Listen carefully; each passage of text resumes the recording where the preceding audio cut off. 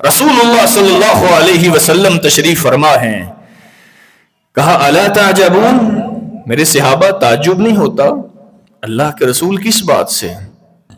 کیف یصرف اللہ عنی شتم قریش ولعنہم، میرے رب نے مجھ سے قریش کی لعن طعن اور گالیوں کو کیسے پھیر دیا؟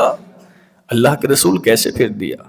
کہا یشتمون مذمما ویلعنون مذمما وانا محمد، لوگ مجھے مذمم کہہ کہہ کے گالیاں دیتے ہیں، مذمم کہہ کہہ کے میرے اوپر لعنتیں بیچتے ہیں، وانا محمد، میرے دادا نے میرا نام محمد رکھا تھا صلی اللہ علیہ وسلم. یعنی اپنا دل بڑھا گیا، بات ایسی کی کہ صحابہ کو بھی سمجھ آ گئی کہ واقعی میرے نبی کا نام یہ نہیں ہے. آج کل کوئی کسی کو کہہ دینا وہ کتا آپ کا کان لے کے جا رہا ہے، ہم کتے کے پیچھے بھاگ پڑیں گے، اپنے کان کو نہیں دیکھنا برداشت کرتے.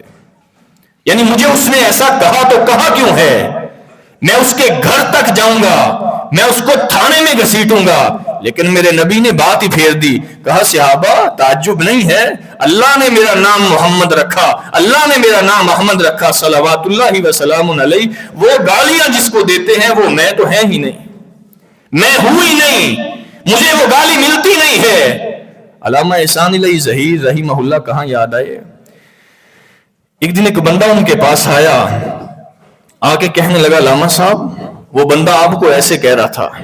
کہنے لگے ہم اس سے کئی حصے آگے گزر چکے ہیں، ہم اس سے کئی حصے آگے گزر چکے ہیں. ہمیں کوئی کہہ کے دیکھے پھر جائے کہاں پہ، ہم کہتے ہیں میرے بارے میں تصدیق کریں یا نہ کریں، اس کے گھر تک پہنچیں، اس کے رویے کو دیکھیں، ہم سے جو کچھ ہو سکے اس کے خلاف ہم کرنے کے لیے تیار ہو جاتے ہیں. ایک بندہ دوسرا ان کے پاس آیا، کہا علامہ صاحب وہ فلاں بندہ آپ کو گالیاں دے رہا تھا. کہنے لگے میں گالیاں نہیں لے رہا.